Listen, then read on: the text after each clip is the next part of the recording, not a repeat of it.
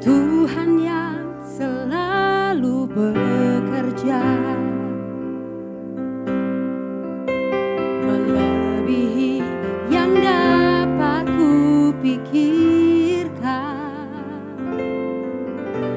Tak sekalipun Engkau biarkan ku hadapi semua sendiri. Saat ku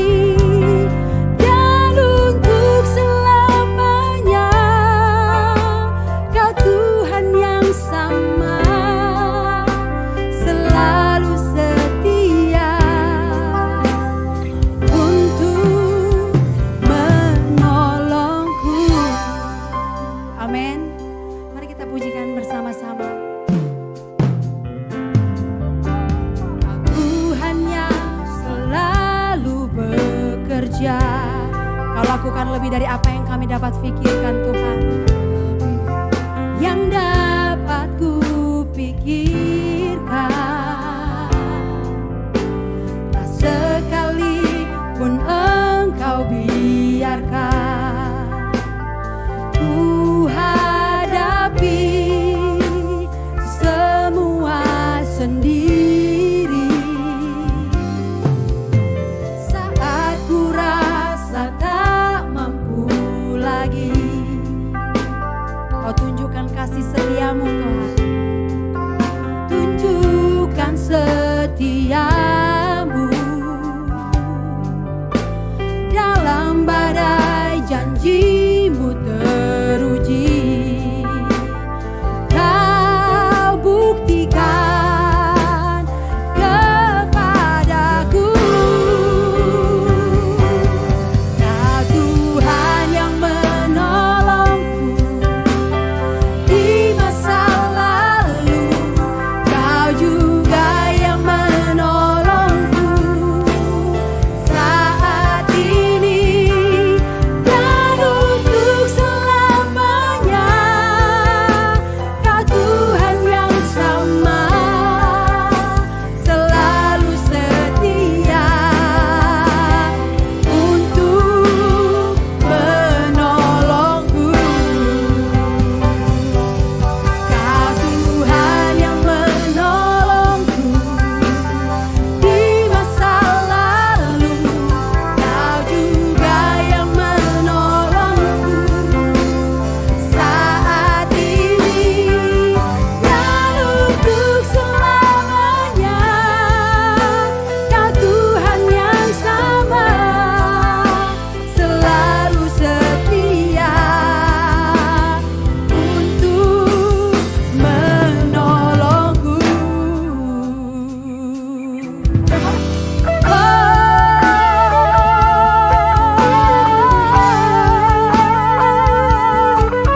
Sebab Engkau Allah penolong yang setia, Kau tidak pernah meninggalkan perbuatan tanganmu.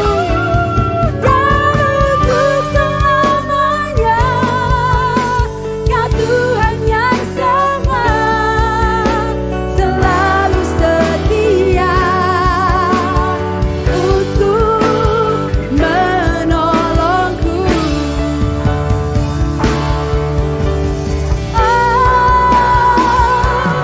Kau Tuhan yang menolongku di masa lalu, Kau juga yang menolongku saat ini dan untuk selamanya.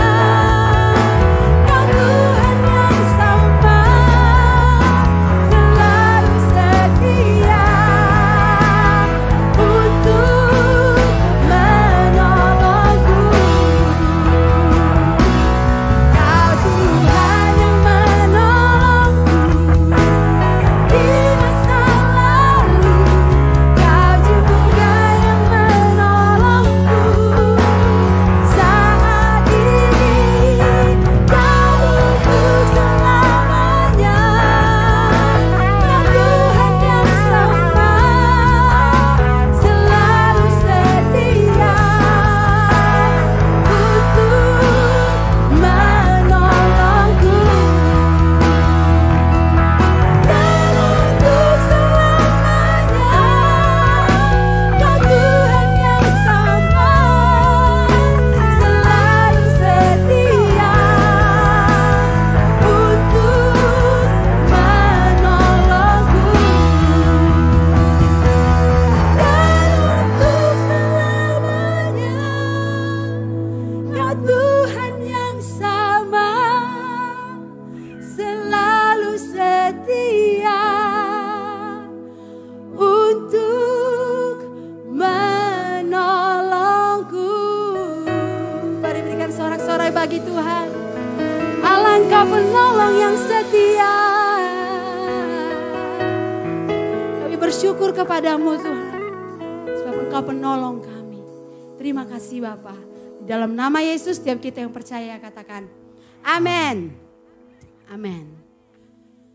Mari kita deklarasikan firman Tuhan pagi hari ini dari 1 Yohanes 4 ayat yang ke-10.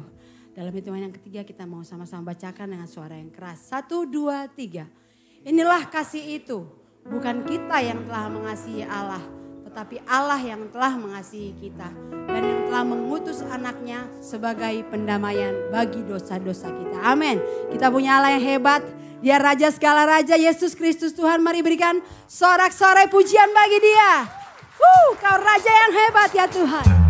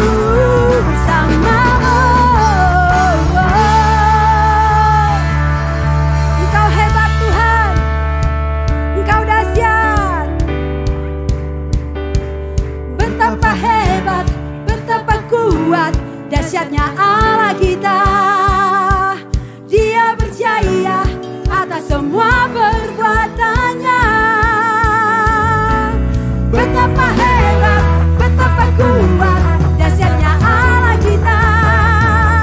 Dia bernama Yesus, Raja segala raja, Tuhan Allah kita.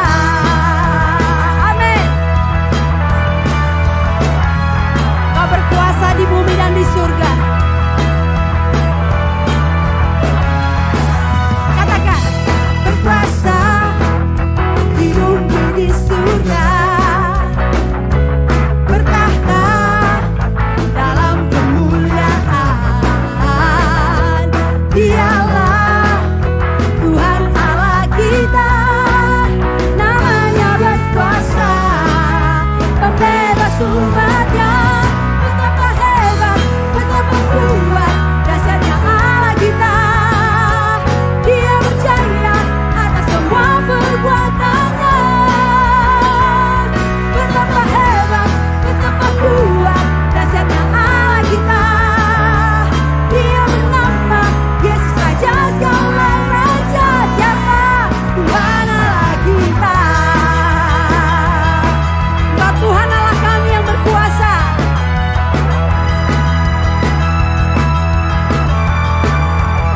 Mari bersama. Berkuasa di bumi di surga, bertahta dalam kemuliaan. Dialah Tuhan Allah kita, namanya berkuasa, membebas umatnya. Betapa hebat, betapa kuat, dahsyatnya Allah kita. Dia berjaya atas semua perbuatannya. Betapa hebat, betapa kuat, dahsyatnya Allah kita. Dia bernama Yesus, Raja segala raja, Tuhan Allah kita. Oh, Kau Yesus Tuhan Raja, Allah yang berkuasa untuk selama-lamanya. Diberikan sorak-sorai bagi Engkau Tuhan.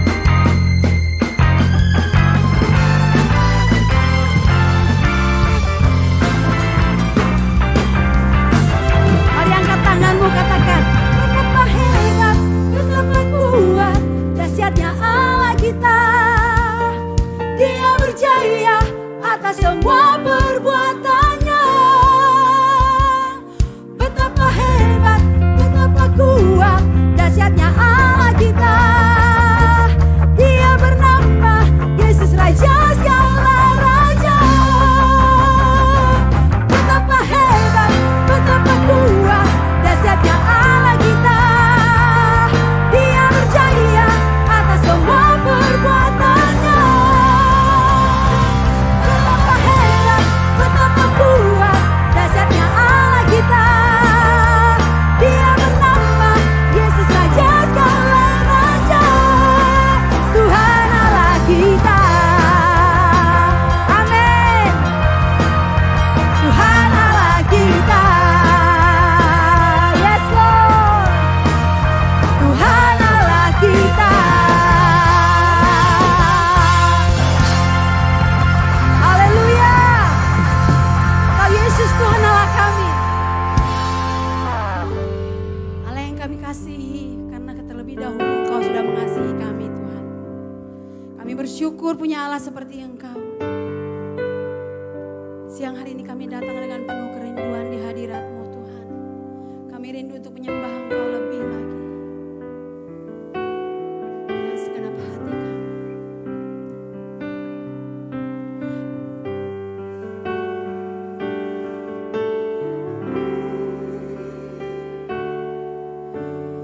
Ya Allah, Engkau kerinduanku. Selalu ku cari wajah-Mu Tuhan, seperti tanah yang kering rindukan air. Demikianlah jiwaku rindu Engkau.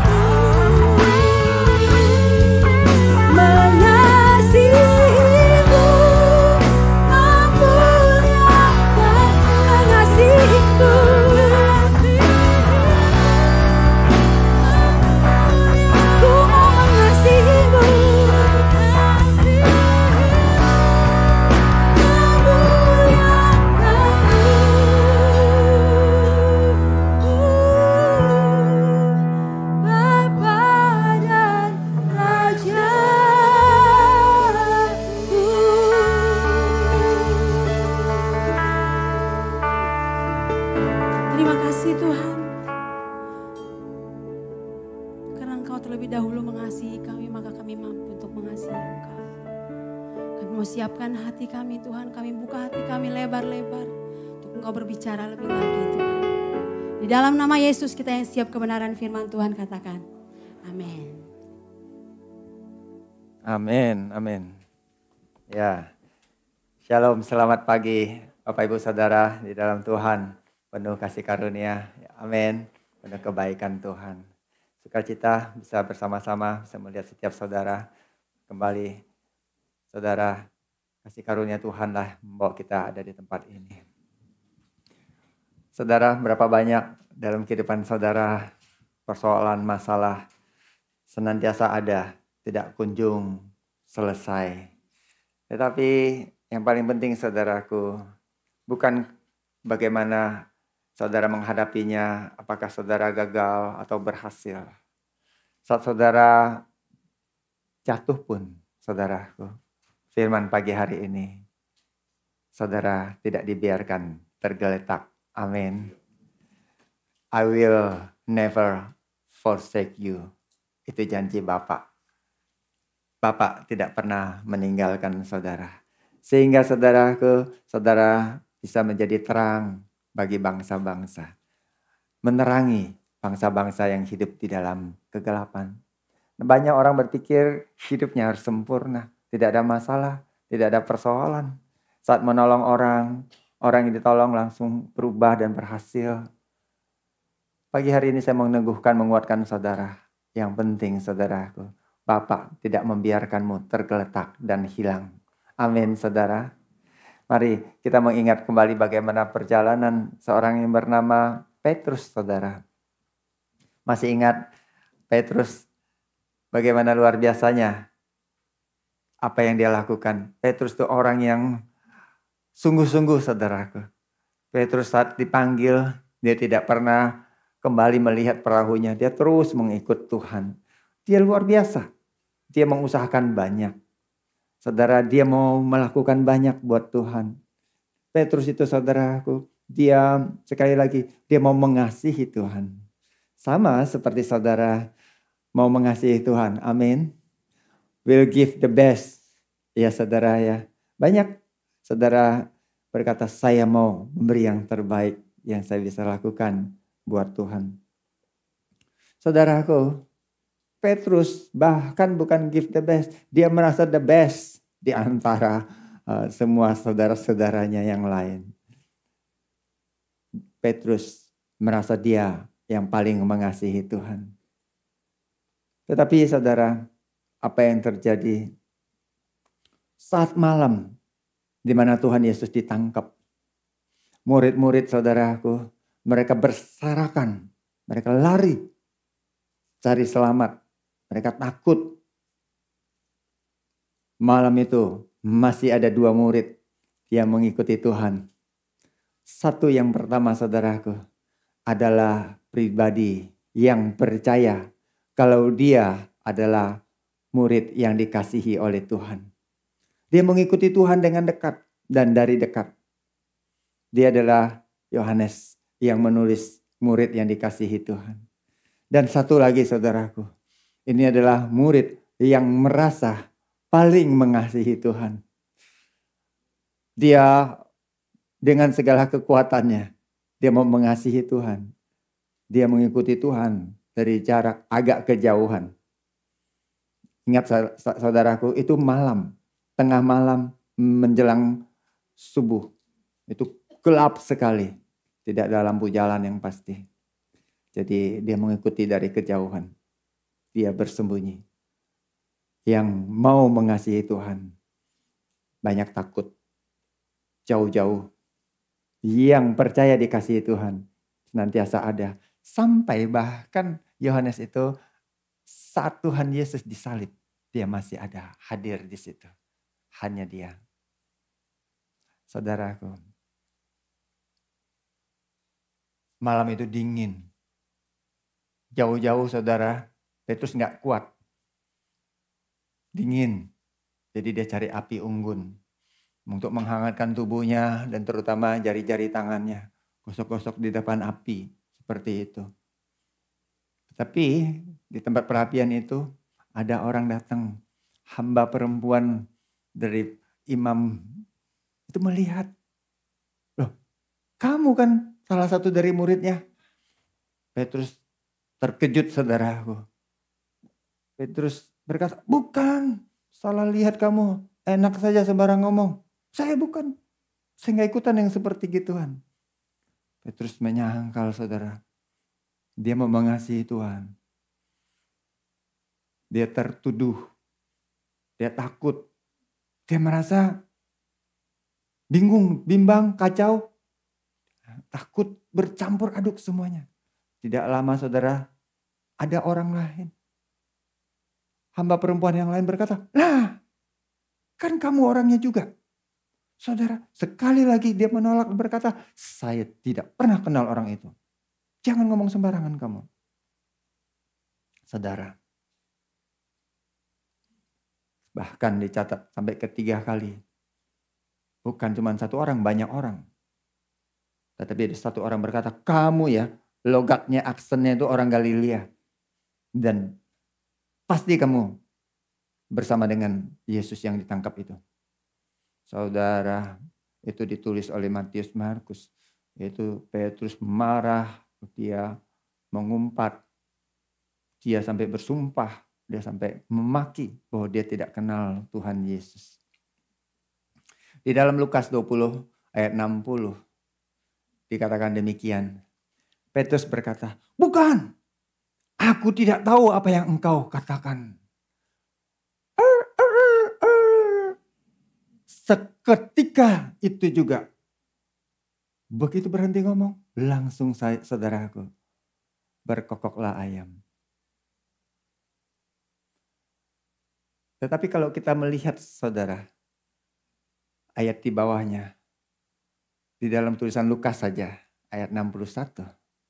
Lalu berpalinglah Tuhan memandang Petrus. Lihat, kita garis bawahi. Berpalinglah Tuhan memandang Petrus.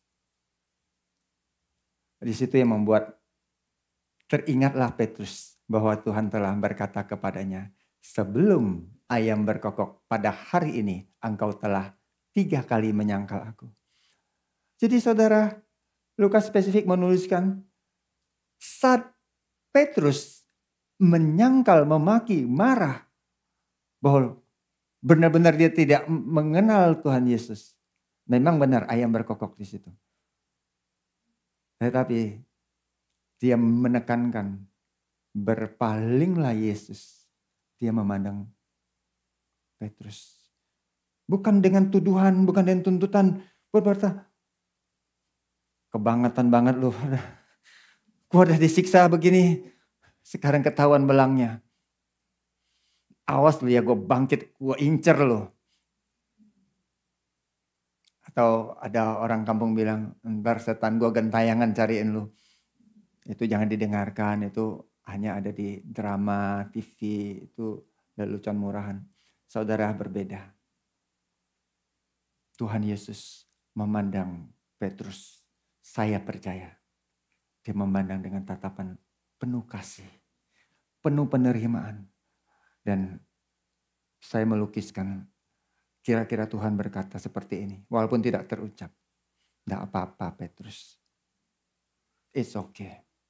Aku mengerti apa yang kamu alami. Aku tahu kamu tidak berdaya. Aku tetap mengasihimu. Aku mau meneguhkanmu. Kuatkan. Jangan berhenti Petrus. Ini yang sangat kuat, sangat personal saudaraku. Bapak bicara seperti itu. Berapa banyak saudaraku saat engkau gagal, saat engkau jatuh, saat engkau tidak mampu, engkau tertuduh, engkau tertuntut, engkau merasa tidak berdaya, engkau merasa tidak layak lagi, engkau merasa aku tidak pantas. Bapak datang, dia mau meneguhkan hidupmu. Dia mau mengangkat hidupmu kembali. Tatapan kasih inilah yang membuat Petrus teringat akan ucapan Tuhan Yesus. Tuhan Yesus bilang sebelum ayam berkokok 3 kali. Jangan salah baca. Sebelum ayam berkokok, engkau telah menyangkal aku 3 kali. Kalau ada di dalam Injil yang lain sebelum ayam berkokok 2 kali. Nah sudah dijelaskan di seri sebelumnya saudaraku. Nah saudara cari tahu nanti kenapa kok berbeda. Yang pasti Alkitab tidak bertentangan. Saya tidak jelaskan di sini.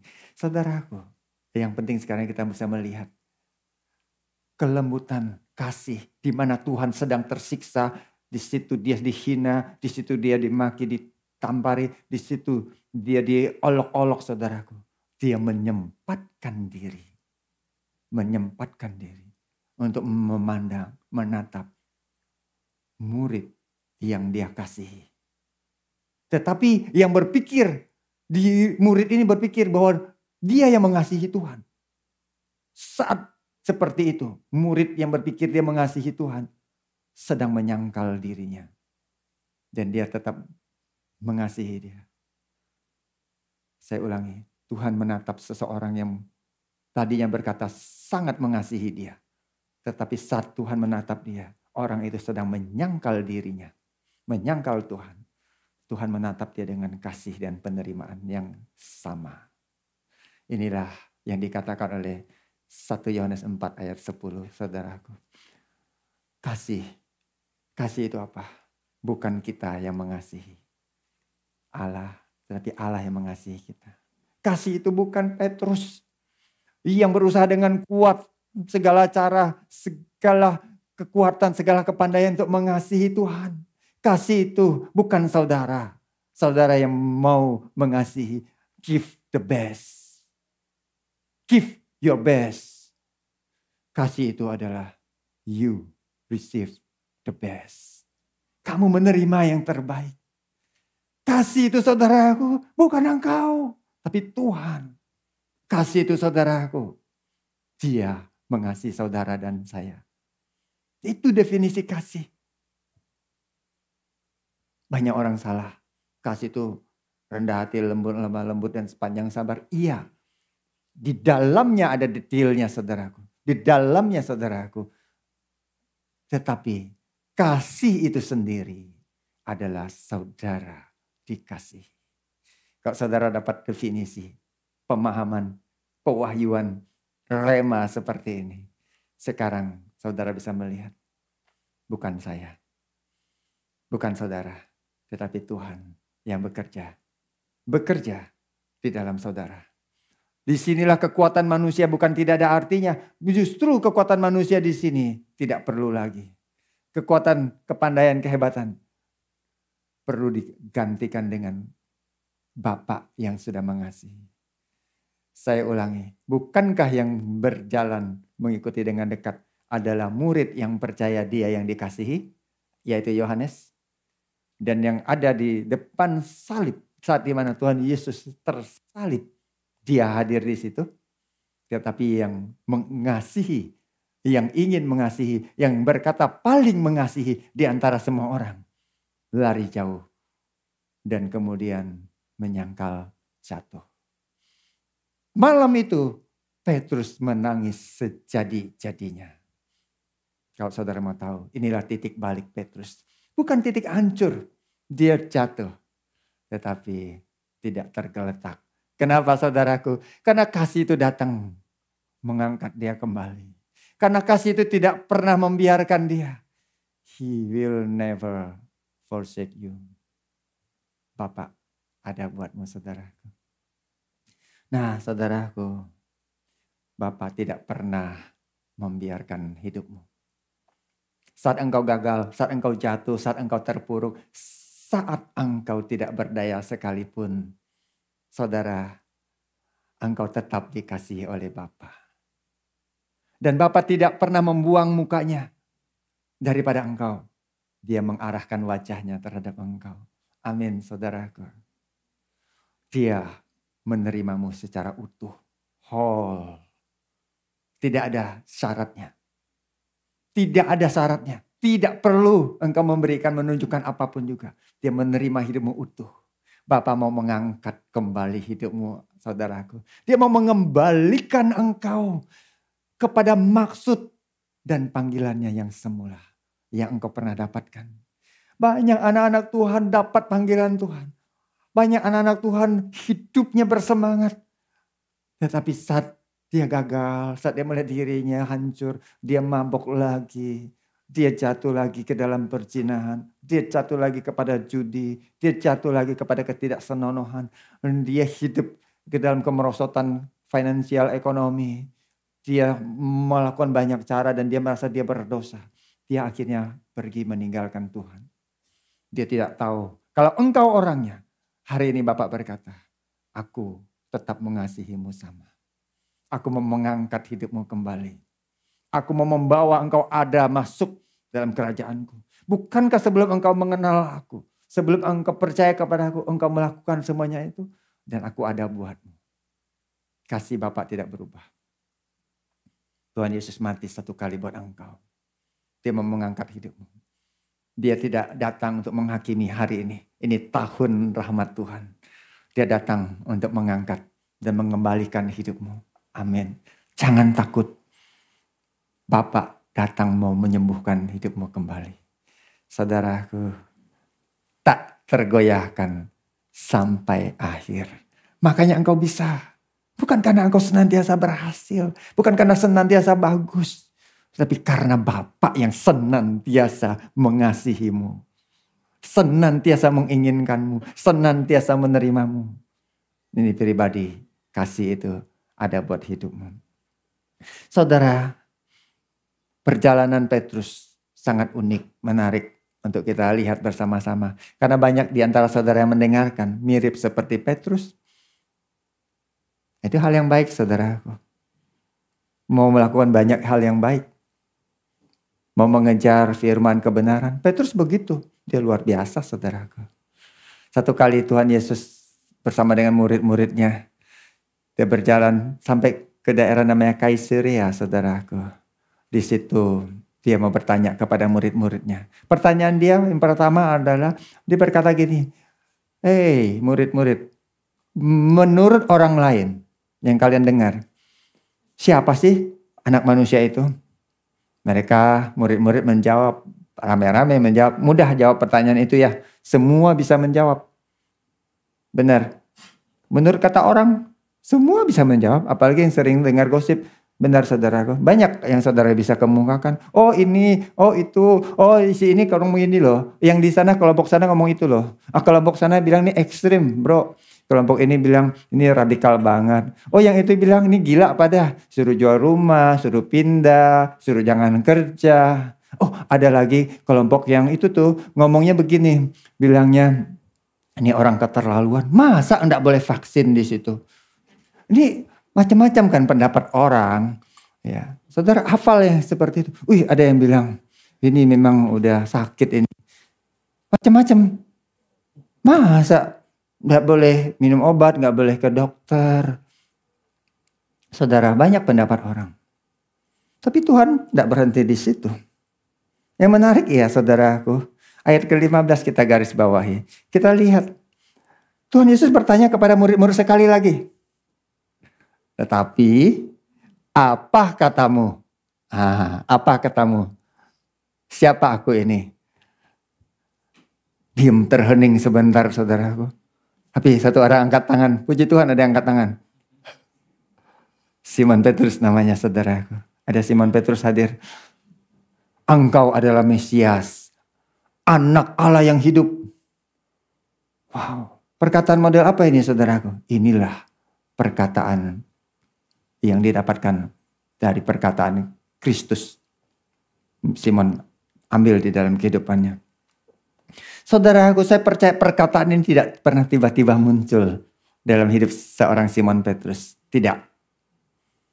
Bagaimana saudaraku bisa berjalan di dalam kasih dan kemurahan Bapa? Saya percaya Simon, waktu dia mengikuti Tuhan, dia mengikutinya secara personal. Personal itu apa? Dia mengambilnya semua itu menjadi pribadi. Hubungannya, pengenalannya, dia mau pribadi dengan Tuhan. Dia bukan mau personal lagi dengan semua pekerjaan yang dulu. Dia mau pribadi, mau personal, punya hubungan langsung dengan pribadi kasih yang berkemurahan itu. Saudara, kalau engkau di dalam kegagalan, di dalam persoalan, di dalam setiap kesalahanmu, engkau perlu bangkit. Bagaimana caranya? Bisa bangkit dan berjalan kembali di dalam kasih dan kemurahan Bapa. Kalau engkau tidak mengenal pribadi yang mengasihimu. Kalau engkau tidak pernah punya pengenalan akan kemurahan bahwa pribadi yang mengasihi saudara itu bermurah hati kepada saudara. Pahamkah itu? Maka penting sekali saudara bukan berdasarkan apa yang orang lain katakan. Tapi adakah engkau personal mengenal orang itu? Adakah engkau personal mengenal pribadi kasih yaitu Yesus yang mengasihi itu? Dapatkah saudara di situ? Saya berkata kalau engkau mau berjalan di dalam kasih dan kemurahannya, kenalilah dia secara personal. Kenalilah Tuhan secara personal. Kenalilah bahwa dia adalah pribadi yang berkemurahan. Bukan pribadi yang berkemarahan. Dia adalah pribadi yang sangat mengasihi, bukan mengasari. Itu akan mengubahkan kehidupan saudara. Sangat menarik saudaraku. Spesifik kita tandai. Petrus berkata, engkau adalah Mesias, anak Allah yang hidup. Kata Mesias itu di dalam bahasa Yunani diterjemahkan Kristos, yang berarti Kristus, yang berarti diurapi, saudaraku.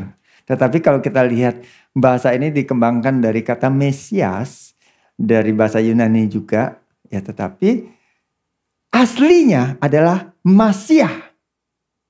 Ya, Masiah itu berarti yang diurapi, the anointed one. Ya saudaraku. Tetapi kalau kita lihat kata Ibrani Masiah ini saudara, itu yang pertama di situ adalah berkaitan dengan imam yang diurapi. Kenapa imam? Karena saat manusia terpisah, jatuh daripada Tuhan, manusia butuh dikembalikan dan butuh penebus, butuh imam. Tapi imam di dalam perjanjian lama, keimaman Harun itu diturunkan saudaraku, imam besar Harun itu. Dan setiap bangsa Israel setiap tahun ada imam besar yang harus masuk ke dalam membawa darah korban yang dipercikan di atas tabut perjanjian itu, di atas tabut perjanjian itu ada penutup pendamaian, dipercikan darah di situ. Itu imam besar yang melakukannya. Nah, keimamatan Harun saudaraku berbeda. Karena dia hanya coba menengahi, membawa umat bangsa Israel itu kepada Tuhan. Tapi dia menjadi perantara. Dan namanya perantara, dia sendiri harus kudus. Kalau dia tidak kudus, dia mati di situ saudaraku. Dia sendiri kalau melanggar, dia mati. Makanya itu sangat mengerikan. Dan itu pun sangat sementara saudaraku. Tahun depan harus dilakukan ulang lagi. Jadi tidak pernah selesai. Jadi itu hanya gambaran. Sekarang, saudara masih bisa ngikutin sampai di sini. Ini tidak berat. Agar saudara paham, saya ceritakan.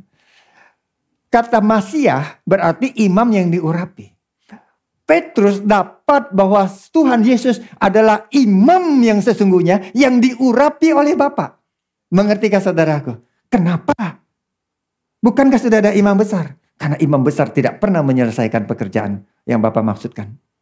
Tetapi Tuhan Yesus saat dia mati, darahnya menggantikan semua darah binatang. Sebenarnya darahnya itu sebagai korban yang sesungguhnya. Dan di darahnya itulah yang terpercik di atas tutup pendamaian. Tabut perjanjian itu ada tutup pendamaiannya saudaraku. Di dalamnya ada apa? Kenapa itu perlu ada darah? Karena di dalamnya saudara ada 3 hal yang ditaruhkan. Selain mana, tongkat Harun yang bertunas, berbunga dan berbuah almond. Dan ada 2 loh batu. Mana menggambarkan komplainan, ketidakpercayaan mereka terhadap pemeliharaan Bapa. Tongkat Harun adalah imam, adalah pilihan Tuhan. Mereka memberontak terhadap pilihan Tuhan. Jadi mereka memberontak terhadap kepemimpinan yang Tuhan tetapkan. Sehingga tongkat itu ditaruhkan di dalam sebagai tanda bahwa bangsa itu memberontak terhadap kepemimpinan. Dan ada 2 loh batu, saudaraku. Itu adalah 10 hukum, 10 perintah daripada Tuhan untuk bangsa itu. Dan tidak ada satu orang pun yang mampu melakukannya. Sehingga ketiga hal itu menggambarkan ketidakmampuan manusia, pemberontakan manusia, saudaraku. Dan itu berbicara apa? Berbicara ketidakpercayaan manusia. Tetapi semuanya itu ditutupi dengan mercy seat, yaitu tutup pendamaian. Dan di mana tutup pendamaian itu perlu ditumpahkan darah, saudaraku. Darah yang menyelesaikan semua pemberontakan, semua ketidakpercayaan, semua ketidakmampuan manusia.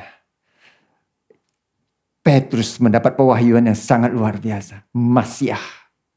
Saudara. Dan kata Masiah itu juga berarti raja. Raja yang diurapi. Tuhan Yesus datang. Untung tidak jadi gembel. Dia lahir di kandang domba. Tetapi dia sebagai anak tukang kayu. Dan dia menjadi tukang kayu. Ada yang mengartikan tukang batu. Karena sana buat batu terserah. Yang penting dia orang biasa. Dia tidak datang menjabat posisi raja. Tetapi Petrus berkata, engkau adalah Masiah, raja yang diurapi oleh Bapa. Itu pewahyuan yang luar biasa, saudaraku. Saudara berpikir Mesias apa indahnya. Petrus dapat itu. Luar biasa. Makanya saudaraku, kalau engkau bicara mengenal secara personal, ini yang saya maksudkan. Engkau perlu mengenal Yesus sebagai imam yang sesungguhnya. Imam bukan menurut peraturan Harun, tapi menurut peraturan Melkisedek yang tidak berayah, yang tidak beribu, yang datang daripada Tuhan, yang tidak ada cacat celahnya. Dan raja yang telah dipilih dan diurapi oleh Bapa, dan yang akan memerintah datang kembali di muka bumi ini. 1000 tahun saudara di muka bumi ini, dia akan menjadi raja. Dia sudah datang, dia pernah datang, tetapi dia tidak menjabat raja. Dia akan datang sebagai raja. Petrus dapat itu. Kalau engkau bicara mengenal pribadi secara personal, kasih dan kemurahan. Bukan tentang kasih dan kemurahan yang berkasih-kasihan. Tetapi kasih dan kemurahannya adalah sebagai imam yang menebus dosamu. Ia mengangkat hidupmu kembali. Ia mempersatukan engkau kembali, mendamaikan engkau dengan Bapa. Kalau engkau tahu engkau mempersonal dengan pribadi kasih ini. Kasih ini juga yang menjadikan engkau bisa melihat raja di atas segala raja. Bukan ego yang menjadi raja. Tapi Yesus adalah penguasa tunggal di dalam kehidupan saudara. Ini pewahyuan saudaraku. Makanya Tuhan Yesus berkata di ayat ke-17. Dia berkata berbahagialah. Berbahagialah engkau Simon. Sebab bukan manusia yang menyatakan itu kepadamu. Melainkan Bapakku yang di surga. Amin. Kalau saudara waktu mendengar kata berbahagia, saudara selalu berpikir, ya itu hanya berbahagia sukacita sebentar. Itu adalah makarios. Itu adalah diberkatilah. Itu diberkatilah sama saudaraku. Saudara senang ya kalau sudah masuk diberkati. Jadi orang yang dapat pewahyuan itu sangat diberkati saudara. Diberkati. Diberkatilah orang yang miskin di hadapan Allah. Dalam bahasa Indonesia diterjemahkan berbahagialah. Berbahagialah orang yang miskin di hadapan Allah. Khotbah di bukit. Berbahagialah apalagi saudaraku. Orang yang menderita karena Kristus. Itu diberkati. Nah, selama ini saudara doa diberkatilah. Saudara langsung pikir ini 2 karung nih. Kali ini saya mau buka lebih besar. Saya mau ambil. Sampai gak kuat sumbang saudara. Dapat itu lahiriah. Itu duniawi.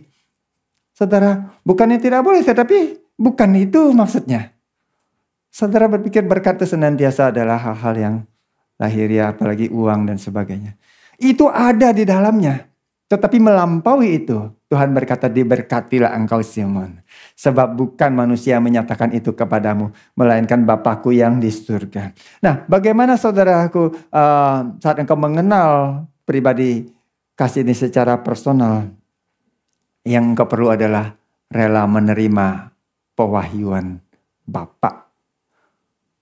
Rela menerima pewahyuannya dulu. Bukan mempertahankan konsep, teori, atau logika saudara. Maksudnya apa? Banyak orang saudaraku dibatasi oleh apa? Saat dia ikut Tuhan, dia punya teori, dia punya konsep, dia punya logika. Dia punya pemahaman, dia punya teologi. Saya tidak berkata itu salah. Tetapi kapan Simon Petrus pergi sekolah? Dia nelayan, dia ikut Tuhan. Dia tidak ada pengertian teologi tentang keimamatan Tuhan Yesus, tentang kerajaan Tuhan Yesus yang bersifat kekal itu. Tetapi dia mendapat wahyu. Dia mendapat revelation. Dia mendapat pengertian itu. Saudaraku, itu yang menjadikan hidupnya diberkati. Kalau engkau mau hidupmu diberkati, saudaraku, engkau perlu mengambil, engkau perlu menerima daripada Bapa. Yaitu apa? Revelation, pewahyuan, perlu rela. Perlu, saudaraku. Itu yang membuat kehidupan saudara berubah. Menjadi orang yang sangat diberkati. Sehingga engkau hidup di dalam kebahagiaan yang sesungguhnya. Amin, saudara. Bukan hal-hal yang gampang yang di dunia ini. Pendapat siapa, teori mana yang paling benar. Logika ini gak masuk di dalam logika dan sebagainya. Saudaraku. Contohnya, maksudnya aplikasinya adalah apa? Tidak hidup dengan perasaan. Dengan pikiran lahiriah. Atau pikiran manusia saja. Ini adalah saudara menaruhkan pikiran dan perasaan Kristus.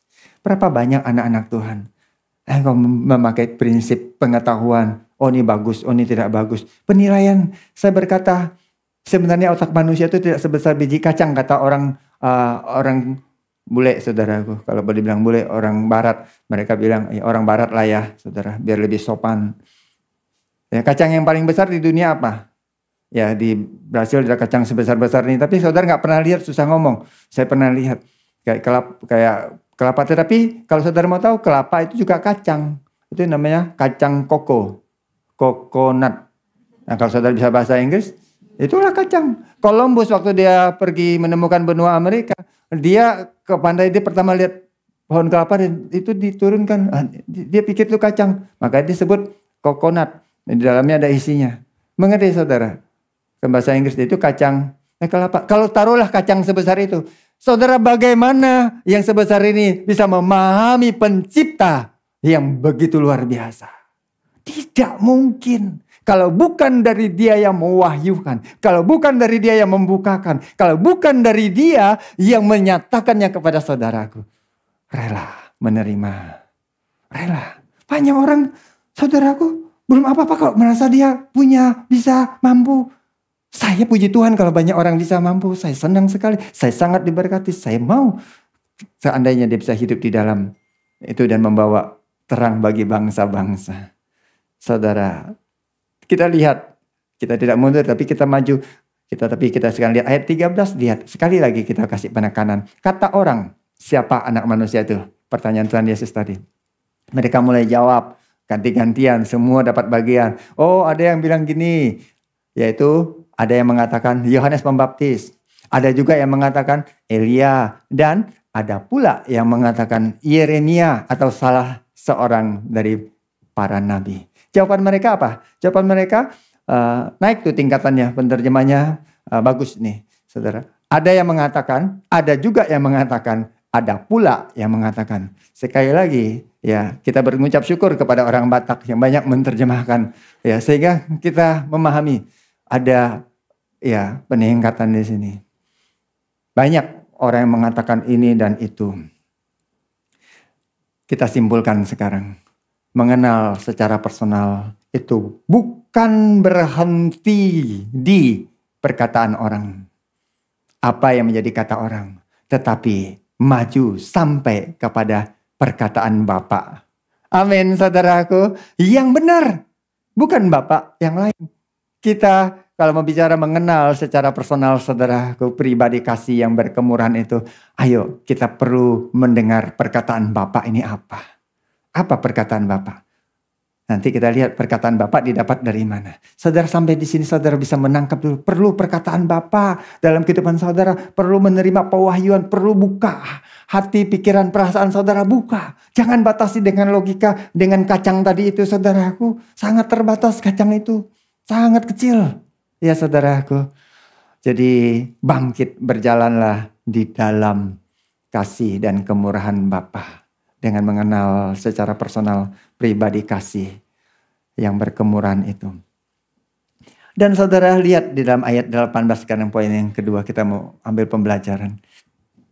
Dan aku pun berkata kepadamu, engkau adalah Petrus dan di atas batu karang ini aku akan mendirikan jemaatku dan alam maut tidak menguasai. Kita garis bawahi, dikatakan demikian. Engkau adalah Petrus, dan di atas Petra ini aku akan mendirikan eklesiaku dan alam maut tidak akan menguasainya. Saudara, menarik.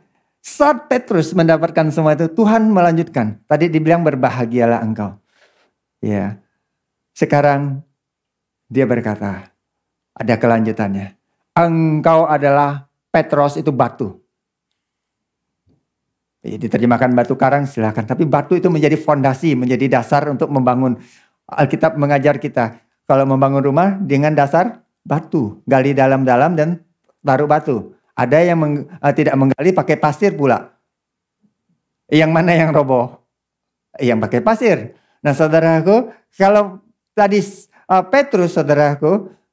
Petrus, dia adalah Simon.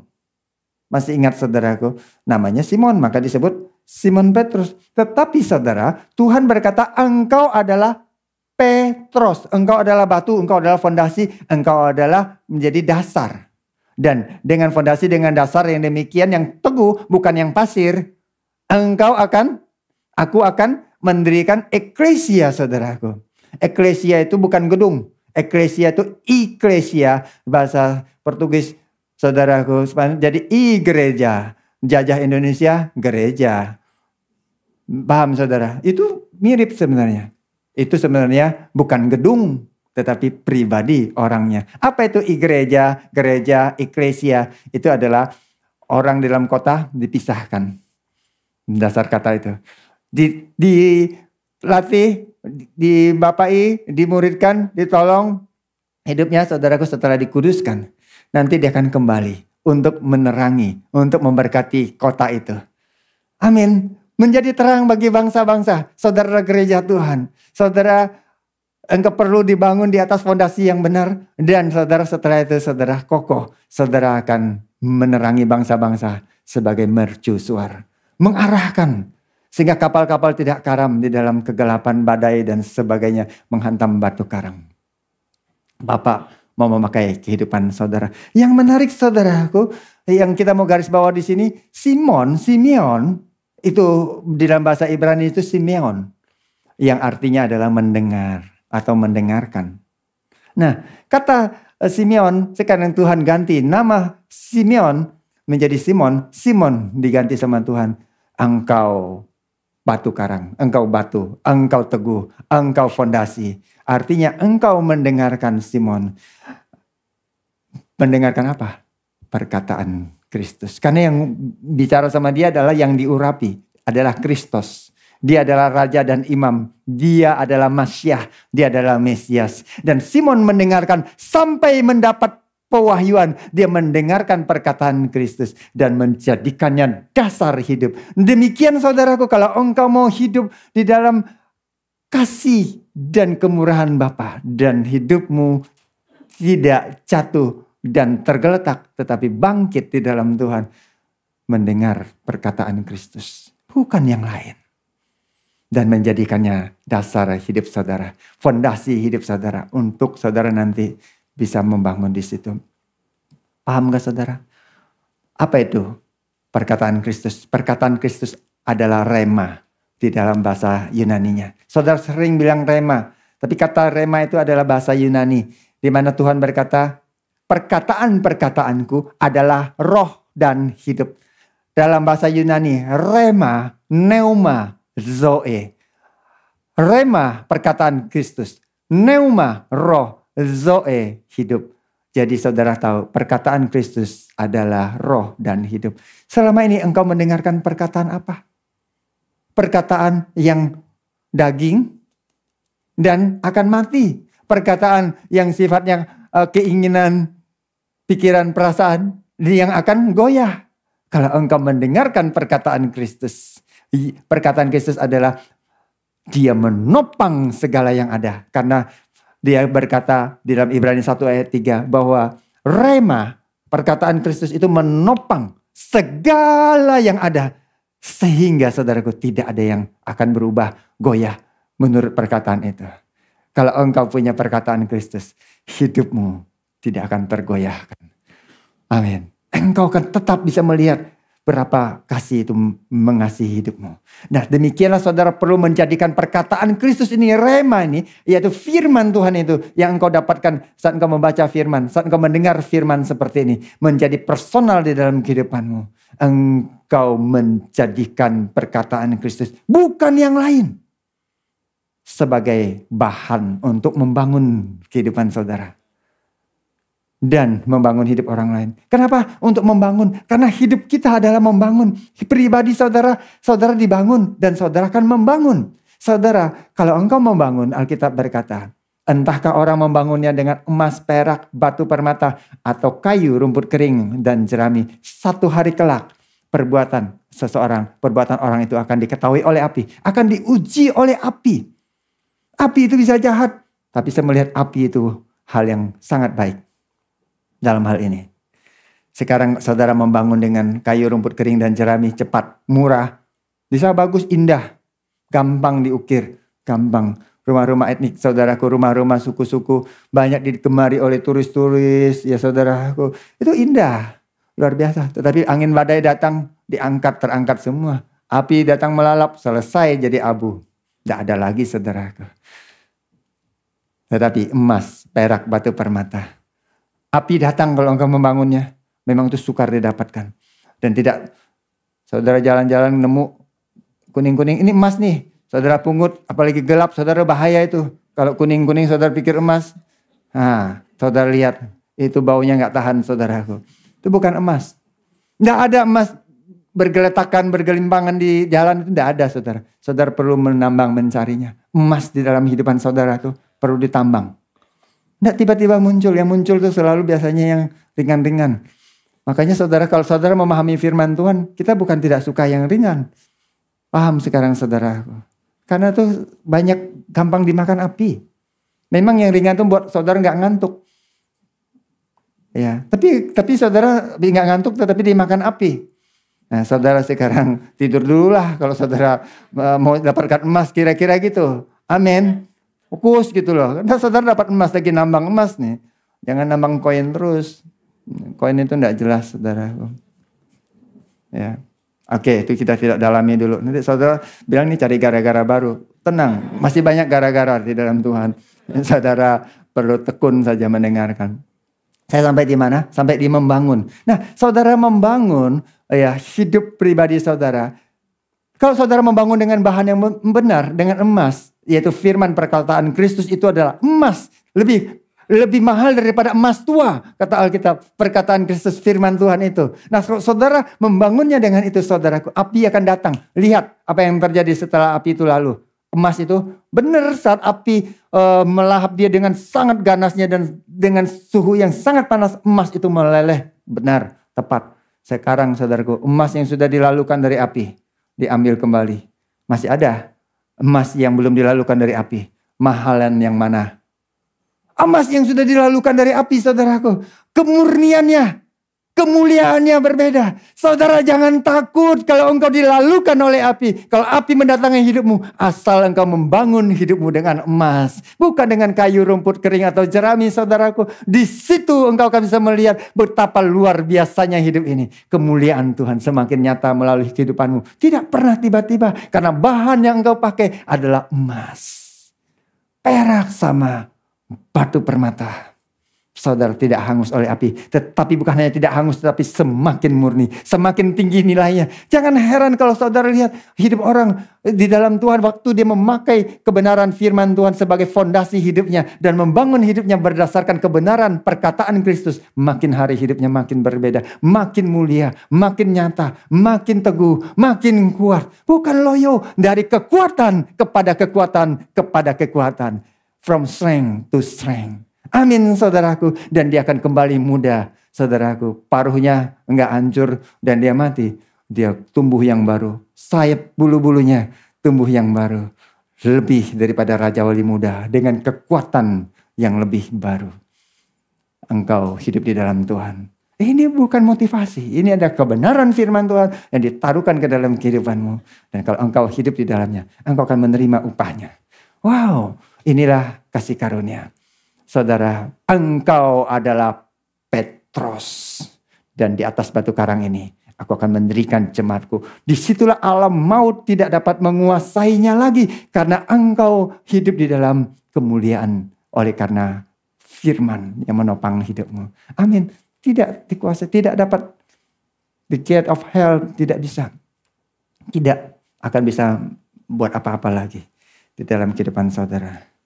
Dan berikutnya dikatakan di ayat yang ke-19. Kepadamu akan kuberikan apa? Kunci kerajaan surga. Apa itu kunci kerajaan surga, saudaraku? Ini di dalam bahasa Inggris diterjemahkan keys. Ada S-nya. Itu artinya banyak. Yang pasti itu anak kunci, saudaraku. Paham ya, saudara? Jadi saudara gembok kan ada anak kuncinya ya, saudara ya. Nah, anak kuncinya buat apa? Pintu semua ada anak kuncinya. Itu namanya kunci, anak kunci. Nah, anak kunci ini saudaraku untuk membuka yang ditutup, untuk mengunci yang terbuka. Nah, saudara, sehingga apa kaitannya sekarang? Kalau engkau mendengar perkataan Kristus, saudaraku, engkau punya rema. Perkataan Kristus jadi fondasi dalam kehidupan saudara. Firman itu jadi fondasi. Bukan perkataan manusia. Bukan perkataan orang. Bukan situasi berita kejadian yang menjadi fondasi kehidupan saudara. Itu terus yang saudara dengarkan. Tetapi firman perkataan Kristus jadi fondasi. Lihat saudaraku apa yang terjadi. Kok saudara menerima kunci. Saudara sekarang bisa saudara pakai untuk apa? Keluar daripada setiap kegelapan. Kegelapan, bahkan sekapan dunia yang gelap ini saudaraku. Karena engkau sekarang punya anak kunci untuk membuka dan keluar. Kami menolong banyak anak-anak Tuhan. Bahkan orang-orang melayani puluhan tahun. Bahkan pemimpin. Bahkan orang-orang punya posisi. Jangan terlalu spesifik. Saya mau berkata kepada saudara. Banyak mereka hidup di dalam kegelapan. Saya tidak menghakimi siapapun. Dan saya tidak spesifik dan menyebut siapapun. Saudaraku dengar. Dunia ini menyekap, menipu dengan segala cara kegelapan. Baik pernikahan, baik hidup keuangan, baik anak-anak, baik kehidupannya sendiri, baik keterpurukan mereka. Saudaraku, di tengah-tengah keberhasilan, pencapaian dan posisi yang ada, saudaraku, mereka dibukakan pintu. Terbuka untuk bisa keluar daripada kegelapan. Keluar daripada sekapan-sekapan dunia, keterpurukan, kehancuran. Saudara, kesedihan, trauma, luka, ketidakmampuan. Mereka bukan tidak tahu firman, mereka tahu firman saudaraku. Tetapi mereka terkunci di dalam. Kita butuh apa? Pewahyuan firman Tuhan. Dan dari situ dikatakan, kepadamu akan kuberikan kunci, anak kunci untuk membuka, mengeluarkan orang-orang. Sendiri harus keluar dulu. Saudara, yang kedua kalau saudara tahu saudara dapat kunci, anak kunci. Saudara, itu adalah kalau di penjara ya saudara. Siapa yang boleh pegang anak kunci itu? Memang orang yang tertawan boleh. Kecuali Yusuf dalam kisahnya karena dia dipercaya. Sudah itu jangan dikaitkan dulu. Sekarang yang secara benar umum tawanan, yang narapidana boleh pegang anak kunci? Tidak boleh. Yang pegang siapa? Ya pasti sipil penjara saudaraku. Penguasa yang berotoritas di penjara itu benar ya saudara. Saya pernah di penjara saudara. Ya bukan di sini. Bukan di Indonesia maksudnya. Saya pernah penjara. Dan itu benar-benar penjara. Walaupun bukan karena kejadian pidana, ngerampok atau bagaimana. Itu adalah penjara saudara, imigrasi. Tetapi tetap dimasukkan ke dalam penjara. Dan penjaranya berlapis-lapis pintunya saudaraku. Setiap pintu, kalau tidak central lock dari pusat dengan elektrik, saudara ada anak kuncinya. Nah saudara nggak bisa. Mana mungkin kita pegang kunci. Dan buka lagi harus ada kunci yang lain. Buka lagi harus ada kunci yang lain, tidak bisa keluar. Kalau bisa lolos dari sini, masih terkunci di dalam. Udah keluar di pintu yang paling besar saudaraku. Salah satu penjara itu masih ada tembok tinggi dan tidak akan berpikir manjat tembok. Kalaupun berhasil, di atasnya dipasangi saudara kawat, bukan kawat duri. Kawat yang ujungnya semua kayak pedang saudara. Pisaunya tajam sekali. Itu kena sinar matahari mengerikan. Tidak pernah berpikir akan bisa keluar dari situ. Paling mudah apa? Punya anak kuncinya. Dan kalau kau mendapat anak kunci, artinya engkau adalah orang yang berotoritas. Engkau bisa membuka apa yang telah ditutup oleh dunia ini. Saudaraku, itu Anak kunci maksudnya. Kalau engkau menerima kunci, engkau dapat membuka apa yang tertutup. Tadi engkau bisa keluar daripada kegelapan. Sekarang engkau bisa membuka. Kalau engkau berjalan, pekerjaan, usaha, bisnis, keluargamu tertutup pintunya. Anak-anakmu tertutup pintunya. Masa depanmu tertutup pintunya. Saudara bisa melihat pernikahanmu tertutup pintunya. Hari ini terima. Terima itu. Pewahyuan itu. Kunci itu. Apa? Buka apa yang tertutup. Dapatkan. Engkau akan keluar dari situ. Bukan lari. Bukan berkata sudah kita sudahi saja pernikahan ini. Kita selesaikan saja urusan ini. Kemudian kita serahkan kepada meja yang warna hijau itu. Jangan seperti itu. Anak-anak Tuhan. Engkau memegang kunci. Engkau berotoritas. Engkau bukan orang yang hidup di bawah tekanan. Engkau Bapak berikan otoritas. Terima pewahyuan ini. Amin saudaraku. Terima ini sebagai bagian daripada kemurahan Bapa di dalam kehidupan saudara. Lihat. Ya sekali lagi. Ayat yang ke-19. Kepadamu akan kuberikan kunci kerajaan surga. Apa yang kau ikat di dunia ini akan terikat di surga. Surga itu alam roh maksudnya. Bukan di surga, di dalam kerajaan kekal. Dan apa yang kau lepaskan di dunia ini akan terlepas juga di alam roh. Apa yang di dunia ini yang terlihat. Apa yang saudara bisa rasakan. Apa yang bisa saudara dengar. Di alam roh saudara tidak bisa lihat. Tidak bisa dengar. Tapi ada. Apa yang saudara bisa lihat. Apa yang saudara bisa rasakan. Terjadi dari apa yang saudara tidak bisa lihat dan tidak bisa rasakan. Pada mulanya ada firman. Firman itu berkata jadilah terang. Terang itu ada dan terlihat saudaraku. Amin. Dan yang tidak terlihat lebih nyata daripada yang terlihat. Karena dia kekal. Tetapi yang terlihat ini, lihat. Semua ini tidak kekal. Artinya dia tidak lebih nyata. Dia hanya nyata untuk beberapa tahun. Berapa puluh tahun, berapa ratus tahun dan selesai. Saudaraku. Amin. Makanya saudara, kalau engkau menerima kemurahan ini. Engkau perlu memakai otoritas dan kuasa ini. Untuk bisa apa? Menyembuhkan hidupmu. Orang dapat pewahyuan hidupnya sembuh saudaraku. Dia tidak perlu mundur terus ke masa lalu, trauma dan sebagainya. Takut. Dia sembuh. Dan dia bisa menyembuhkan orang lain, membangun hidup orang lain, dan mengokohkan hidup orang lain. Nah, kalau engkau mau berjalan di dalam kasih dan kemurahan Bapa, engkau didapatkan pewahyuan secara personal. Yaitu perkataan Kristus. Dan jadikan itu sebagai dasar daripada kehidupan saudara. Sehingga dari situ saudara akan diberikan kunci untuk membuka dan untuk menutup. Di mana saudara jalanmu tertutup akan dibuka. Di mana jalan yang terbuka saudaraku tetapi adalah jurang maut. Saudara bisa menutupnya agar orang lain tidak masuk ke situ. Dan lebih lagi saudara adalah orang yang berotoritas. Amin anak-anak Tuhan. Engkau berotoritas. Engkau diberikan kunci kerajaan surga berseiring engkau mengenal Kristus secara pribadi. Seiring engkau mendapatkan pewahyuan itu. Saudaraku itu menjadi fondasi. Kenapa engkau bisa membangun? Karena engkau punya otoritas. Diberikan untuk bisa membangun saudaraku. Sehingga dengan otoritas dan kuasa itu engkau akan membangun hidup orang-orang. Engkau akan menyembuhkan hidup orang-orang. Engkau akan mengokohkan, menguatkan mereka. Amin saudaraku. Inilah kasih dan kemurahan Tuhan. Yang luar biasa buat setiap kita. Yang terakhir saudara lihat. Dalam Lukas 22 ayat 31. Ini bicara tentang perjalanan Simon Petrus. Dia lebih maju lagi saudaraku. Ya. Di malam ini adalah malam perjamuan terakhir. Beberapa jam nanti Simon akan menyangkal Tuhan. Ya saudara, saya ulangi. Tadi di awal Simon menyangkal, kita sudah lihat. Tetapi perjalanan Simon tadi kita belajar saat di Kaisarea. Tuhan bertanya kepada mereka, Simon mendapatkan pewahyuan. Dan kita sudah belajar, sekarang lihat. Simon yang luar biasa itu makin firm, makin teguh. Ya. Tapi malam itu Tuhan berkata, Simon, aku melihat iblis telah menuntut untuk menampi engkau seperti gandum. Supaya dia berkata, ya untuk itu aku sudah berdoa agar imanmu tidak gugur. Dan jika engkau sudah insaf, kuatkanlah saudara-saudaramu yang lain. Tetapi Simon jawab begini. Dia bilang, Tuhan, aku ini ya, aku kok rasanya tidak pernah ngalami yang seperti itulah. Aku ini siap sedia masuk penjara dan mati bersama-sama dengan engkau. Luar biasa Simon ini saudaraku. Benar. Amin. Ya, perkataannya luar biasa. Tidak salah. Banyak orang perkataannya luar biasa. seperti dia seteguh gunung batu. Tetapi apa yang terjadi beberapa jam berikutnya? Lihat di dalam ayat yang ke-60. Masih pasal yang sama, Lukas pasal 22. Setelah tadi, orang yang ketiga dan segerombolan orang berkata, nah ini orang Galilea ikut Tuhan. Ini yang ikut Yesus itu.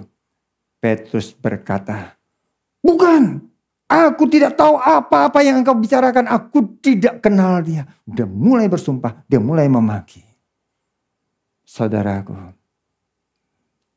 di situ Tuhan tahu apa yang Petrus lakukan. Apa yang terjadi sama Petrus. Pas Petrus mengangkat kepalanya, dia melihat Tuhan menatap dia. Sepertinya tadi Tuhan membelakangi dia. Dan Tuhan memalingkan wajah khusus untuk melihat dia. Jauh di sana. Di perapian itu. Dan menatap dia. Bukan dengan kemarahan sekali lagi. Tetapi dengan kasih yang penuh-penuhnya. Kasih yang begitu luar biasa. Kasih yang berkata, Simon, aku ada. Tidak apa-apa Simon. Aku tetap mengasihimu. Simon, tidak apa-apa.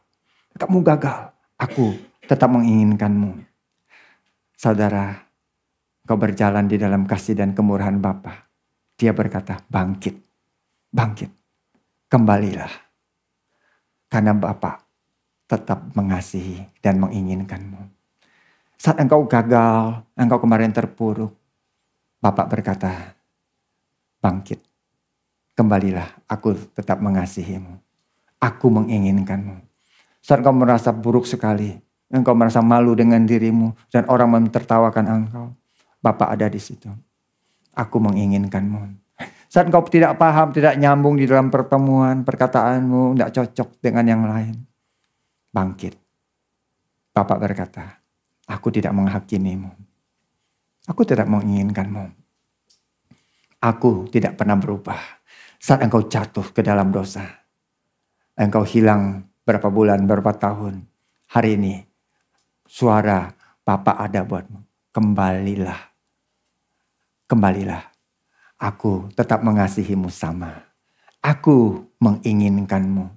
Saudara, tepat saat Petrus menyangkal. Ditandai dengan suara ayam tadi. Tuhan meneguhkan Petrus dengan tatapan kasihnya. Dia mengarahkan wajahnya. Dia menatapmu saat ini juga. Dia mau engkau kembali. Dia tidak menghakimimu. Kasih itu datang untuk mengangkat hidupmu. Kasih itu mengembalikan hidupmu.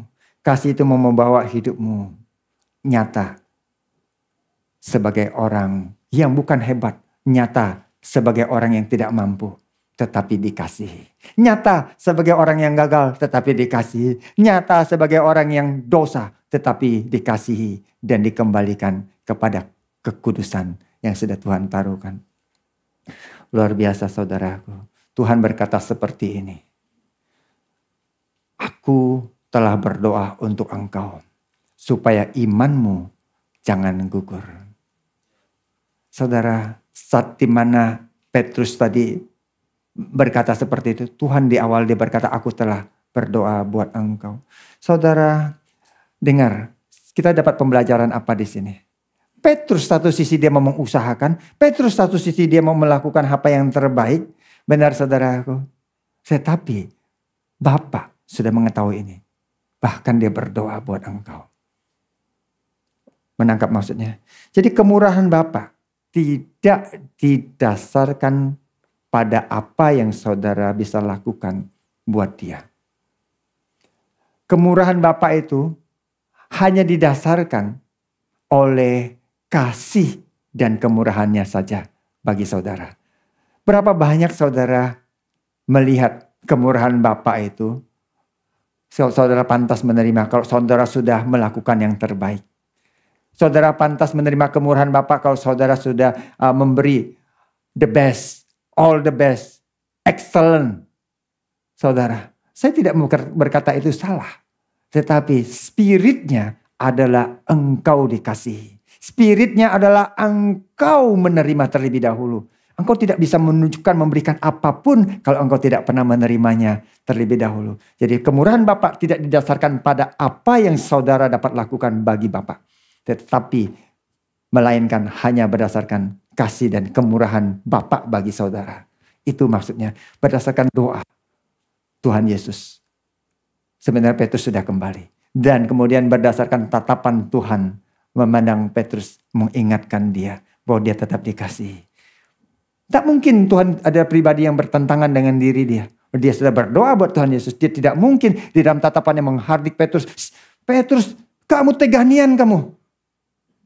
Aku sudah tersiksa. Kamu masih menyangkal aku. Awas lu ya, ntar gue bangkit, gue setanin lu, gue gentayangin. Saudara, itu mungkin itu film drama yang saudara pernah tonton. Itu bukan dari Bapa. Bapa tidak seperti itu. Bapa begitu teguh. Dia tidak. Itu dunia saudaraku. Bapa tidak demikian. Luar biasa Bapa itu saudara. Mari kita lihat lebih jauh. Ya.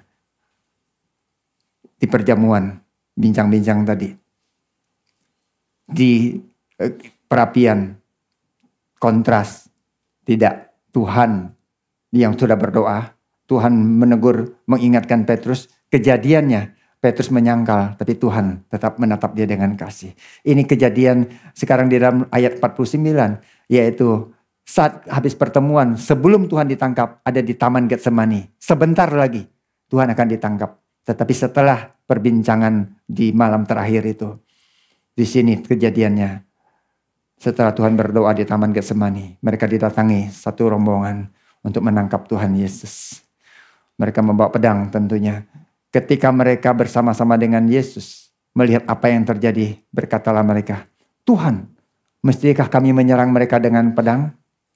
Saudara, tidak disebutkan dan dikatakan di sini ayat yang ke-50. Dan seorang dari mereka menyerang hamba imam besar sehingga putus telinga kanannya. Tetapi Yesus berkata, sudahlah itu, cukup. Kira-kira seperti itu. Lalu ia menjamah telinga orang itu. Dia mengambilnya pasti dan menempelkannya dan menyembuhkannya. Tetapi kalau saudara bisa melihat lebih spesifik di dalam tulisan Yohanes. Yohanes pasal berapa 18 ayat 10 itu saudaraku. Dikatakan, lalu Petrus yang membawa pedang terhunus. Dia menghunuskan pedangnya. Dan dia menetapkan kepada hamba imam besar dan memutuskan telinga kanannya. Jadi Yohanes menulisnya spesifik. Yang memotong itu siapa? Petrus. Kenapa Petrus memotong? Karena dia mau memberi yang terbaik. Benar, itu kasih dia kepada Tuhan. Paham gak saudara? Mulai bisa mengerti. Bukan karena dia berbuat jahat. Jangan salah saudaraku. Dia di sisi yang baik. Kalau saudara nonton film, saudara seru gak itu? Senang gak? Ayo jujur. Masa diam. Aduh saudara, gimana sih jagoannya? Ya kan? Saudara pingin saudara yang cabut golok dari rumah. Jangan gitu. Wah kayaknya gimana? Ini bodoh bener nih orang. Itu kadang-kadang saya lihat, apa sih orang-orang seperti itu? Nggak nyambung. Itu Petrus. Petrus nggak nonton, dia langsung jadi pemeran utama. Tol yang tol saudaraku. Nah, banyak kan nonton. Lihat. Menarik ya saudara. Tapi saudara mau belajar apa dari sini? Saya lihat seperti ini. Kasih saudara yang dari manusia. Usaha Petrus ini. Ini kan usaha manusia. Apa yang terjadi? Minimal telinga putus. Luka kan saudara. Kalau kena di sini. Ya kalau sini mungkin pakai topi. Ya sudah. Ditusuk dari area yang ini. Nah beres saudara. Kematian. Usaha manusia mendatangkan luka dan kematian. Berapa banyak perbuatan baik. Pelayanan sungguh-sungguh. Karena mau menggebu-gebu pelayanan saudaraku. Semangat. Yang itu semangat. Jadi ngiri-ngirian. Akhirnya sindir-sindiran. Gontok-gontokan. Saling menyakiti. Lihat saudaraku. Kadang mimbar dipakai untuk saling menyakiti. Benar. Karena semangat. Bukan karena tidak semangat. Karena merasa paling benar. Benar. Paling mau mengasihi. Saya tidak berkata mereka jahat. Mereka paling mau mengasihi. Benar. Melihat orang lain. Merasa paling bisa menolong hidup orang. Makanya orang lain gak boleh sentuh. Hati-hati saudaraku. Ini orang yang saya khusus yang bisa menanganinya. Nah, saudara. Akhirnya apa? Luka di pihak lain. Siapa yang luka? Saudara itu kan pihak lawan. Ingat lawan kita bukan manusia. Melawan kita, Alkitab berkata Lawan kita si iblis. Ya, antidikos yang menggugat. Saudara, tetapi saudara lihat. Tadi kasih saya lanjutkan, mendatangkan luka dan kematian. Dan akan ada korban berikutnya. Who's next? Kan kira-kira gitu. Ayo maju. Siapa lagi? Yang mau putus telinganya. Atau sobek ya, kepalanya terlepas. Itu kan kasih manusia. Siapa lagi maju? Tuhan bilang, sudah cukup. Tetapi lihat Tuhan Yesus apa yang dia lakukan. Tuhan Yesus apa yang dia lakukan? Dia menjamah telinga orang itu dan menyembuhkannya. Kasih dari Bapa membawa kesembuhan dan kehidupan. Kalau saudara mau saudara berjalan di dalam kasih dan kemurahan Bapa, saudara adalah pribadi yang menerima kesembuhan, menerima kehidupan daripada Kristus. Saudara, di situ tidak perlu ada lagi korban lagi. Tidak perlu ada korban lain lagi. Tidak perlu ada korban lagi. Kenapa? Karena Yesus adalah korbannya, saudaraku. Dia maju ke depan dan dia berkata, ini aku. Tangkap aku, izin, biarkan mereka. Dia menyerahkan dirinya. Tidak perlu ada korban lain. Dia yang menjadi korban. Satu kali saudaraku, selamanya. Berapa anak Tuhan memahami ini? Berapa engkau mengerti bahwa hidupmu, saudaraku, berusaha mengasihi dan menghasilkan banyak korban. Di rumah tangga engkau mau mengasihi. Kau berkata, ini kerja banting tulang, lu tahu gak? Pagi, siang, malam. Sekarang gue banting pintu ini, gue gak tahan. Sebentar lagi lu gue banting juga. Itu kasih. Itu kasih manusia. Makanya ada korban, akhirnya diangkat, dia banting saudaraku, patah tulang. Nah sekarang bagaimana? Ada korban. Itu kasih manusia. Saking marahnya, who's next? Who's next? Siapa berikutnya maksudnya? Siapa lagi mau dibanting? Tetapi kasih Bapa, kasih Tuhan. Cukup, cukup. Ini aku kata Yesus. Bantinglah. Engkau ingat, engkau dikasih. Engkau. Apakah engkau masih membanting? Saudara, ini kisah sangat menarik buat saya. Buat saya sangat personal. Sebelum saya menutup ini saudaraku, saya mau berkata kepada saudara, Petrus, saat dia mati bagaimana? Dia mati disalib terbalik. Saudara tahu kenapa? Dia ditangkap di penjara saudara. Ini kisah akhir hidupnya. Dan ini tidak ada dalam Alkitab. Ini kisah sejarah gereja. Saudara, dia lari. Saya bisa tidak tepat mengisahkannya persis, tapi saudara lihat kira-kira intinya seperti ini. Dia lari, dia keluar dari kota Roma. Dan dia bisa bebas. Tetapi di tengah jalan itu saudara, dia melihat Tuhan Yesus. Tuhan Yesus menatap dia dan dia menatap Tuhan Yesus. Kira-kira seperti itu. Ini saya dramatisir sedikit, tapi lebih daripada itu. Dan dia tanya, Tuhan mau kemana? Tuhan bilang, aku mau disalib lagi untuk kedua kali. Saudara, ini yang membuat Petrus akhirnya berjalan, berputar arah dan kembali ke dalam kota Roma. Dan dia meminta untuk disalib terbalik. Dia berkata, aku tidak layak. Aku tidak layak. Untuk disalib sama seperti Tuhanku pun, aku tidak layak. Tidak mungkin Tuhan disalib untuk kedua kalinya. Pahamkah saudaraku? Berapa banyak dari hidupmu engkau mau menyalibkan Tuhan untuk kedua kali? Kembalilah. Tuhan tidak marah. Tuhan hanya menampakkan diri. Dia mau berjalan ke salib lagi. Saudaraku yang terkasih. Makanya kita akhiri dengan inilah kasih itu. Sekali lagi. Bukan kita yang telah mengasihi Allah. Tetapi Allah yang telah mengasihi kita. Dan yang telah mengutus anaknya sebagai pendamaian bagi dosa-dosa kita. Allah yang telah mengasihi kita, yang mengutus Yesus mendamaikan kita. Memberikan dirinya, mengganti kita sehingga tidak perlu ada korban lagi. Tidak perlu ada korban lagi. Dan melalui kematiannya, saudaraku, engkau sekarang didamaikan. Engkau dihidupkan. Engkau diteguhkan. Engkau dikuatkan. Ya, saudaraku, lihat. Saudara perlu hanya rela. Rela untuk apa? Menerima. Atau saudara perlu hidup di dalam kasih dan kemurahan Bapa terlebih dahulu. Amin. Sebelum saudara dapat meneruskan kasih yang benar itu untuk menerangi bangsa-bangsa yang berada di dalam sekapan kegelapan dunia. Saudara membacanya buat diri saudara. 2, 3.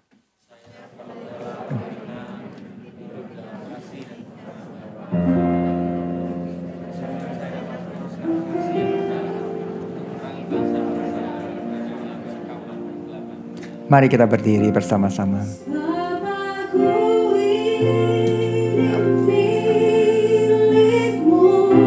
Amin, amin. Aku di dalam hati. Ya, terima kasih Bapa. Kasih setiamu. Yes. Yang menghidupkan aku. Amin.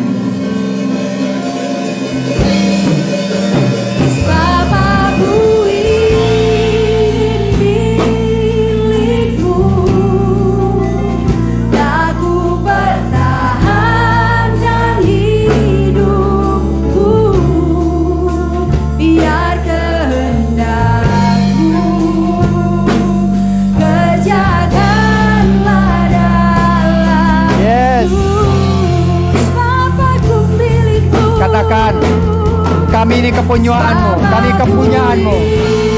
Kami bukan kepemilikan kami sendiri. Aku di dalam hatimu, kasih setiamu yang sekali lagi personal dengan dia.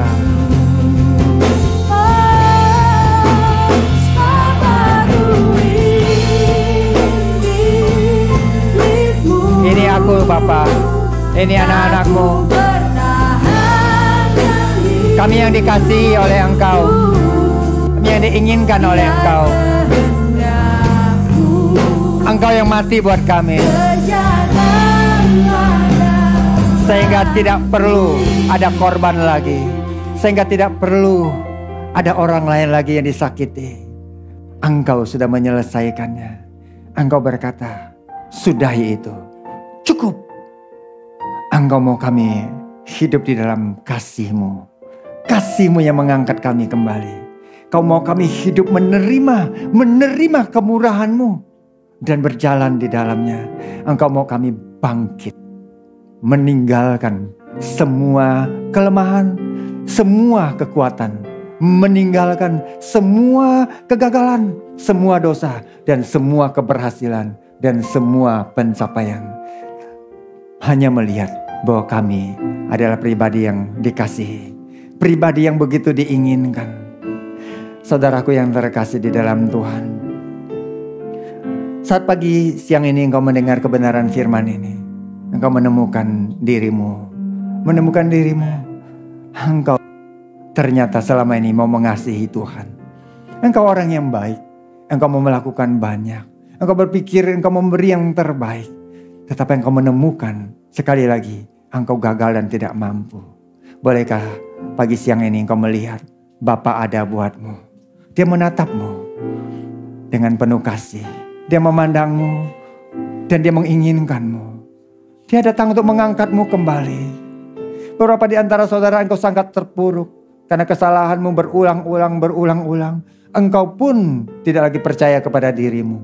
Tapi lihat, Tuhan Yesus berkata, aku masih mempercayaimu. Dan aku sangat percaya. Aku sudah ganti engkau. Jangan lagi pakai dirimu. Jangan lagi pakai caramu. Izinkan kasihku menggantikan caramu. Masuklah di dalamnya. Beberapa di antara saudara, engkau merasa sangat mampu, sangat berhasil dan sangat berjaya. Tapi engkau pun hari ini sedang desperate. Karena engkau mulai melihat banyak tanda-tanda yang tidak baik. Kembalilah. Bapa ada. Dia mau engkau hadir di dalam kasih setianya. Bukan hadir di dalam kemegahanmu, tapi hadir di dalam kasihnya. Dia telah maju ganti engkau. Saya mau berdoa buat engkau. agar engkau mempunyai pewahyuan dan perkataan Kristus. Saya mau berdoa buat engkau saudara-saudaraku yang terkasih. Engkau hari ini engkau bisa kembali melihat betapa engkau dikasihi, betapa Bapa menginginkanmu. Demikian kalau engkau adalah orang-orang yang hari ini mau kembali melihat sebagai anak yang dikasihi. Taruhkan tanganmu di dada. Di dalam nama Tuhan Yesus. Bapa, aku berdoa buat anak-anakmu. Menguatkan mereka, meneguhkan mereka. Bahwa Bapa engkau tidak pernah meninggalkan mereka. Bahwa Bapa engkau selalu ada buat mereka. Bahwa Bapa engkau menatap mereka dengan penuh kasih dan sayang. Bahwa Bapa engkau sekali lagi tidak menolak mereka. Apalagi menuntut dan menghakimi mereka. Tetapi kasih-Mu tidak pernah gagal. Biarlah kasih yang tidak pernah gagal itu pagi siang ini menembus, menguasai perasaan pikiran mereka. Menggantikan segala kegagalan, segala keberhasilan. Menggantikan semua pencapaian mereka. Kasih ini mengangkat mereka kembali. Kasih ini meneguhkan kembali mereka. Kasih ini meneguhkan anak-anak-Mu ini Bapa, di dalam nama Tuhan Yesus. Teguhlah saudara-saudaraku di dalam nama Tuhan Yesus. Amin. Silakan duduk saudara-saudara.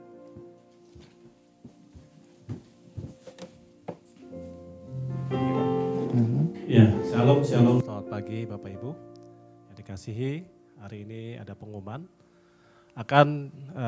Pengumuman yang mengingatkan kita semua, akan ada SPK ya, yang dimulai tanggal 16 Juli. Itu Bapak Ibu yang rindu untuk membawa ya orang-orang yang terhilang, yang terluka, yang mengenal Yesus Kristus sebagai Tuhan, sebagai juru selamat, dan sebagai Bapa yang mengasihi hidup ya.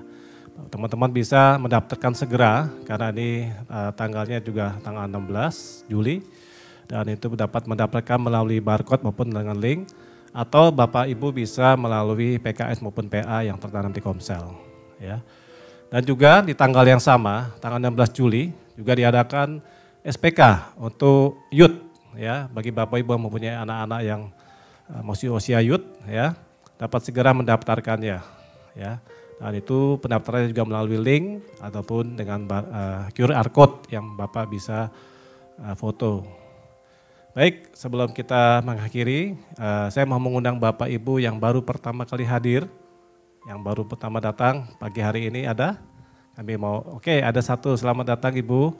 Ya, kami rindu untuk minggu depan bisa bersama-sama kembali. Baik, kita akan mengakhiri ibadah. Saya undang untuk Bapak Ibu untuk bangkit berdiri. Ya, Bapak, kami mengucap syukur untuk kasih-Mu itu Bapak. Karena hidup kami telah dikasih lebih dahulu. Kami mau Bapak untuk mengambil kehidupan ini, untuk hidup di dalam kepenuhan kasih karunia-Mu. Untuk kami boleh melihat kemurahan Bapak dalam kehidupan kami Bapak. Kami mau melepaskan setiap pola kejadian apapun yang bukan ditaruhkan dari kebenaran-Mu. Untuk melepaskan kami ganti. Kami mengambil setiap perkataan Yesus yang menopang hidup kami, menjadi kekuatan hidup kami Bapak. Terima kasih Bapak, terima kasih. Saudara-saudara kasih Allah, pulanglah. Hiduplah sebagai anak yang dikasihi, yang mempunyai otoritas dan kuasa. Melalui hidupmu, Kau telah menerima kasih. Nyatakanlah kasih itu dalam kehidupanmu kepada orang-orang yang Kau percayakan, yang Kau Tuhan tempatkan. Mulai hari ini sampai kepada yang kekal. Di dalam nama Yesus semua diberkati dan semua diperkenankan. Di dalam nama Yesus, haleluya. Amin.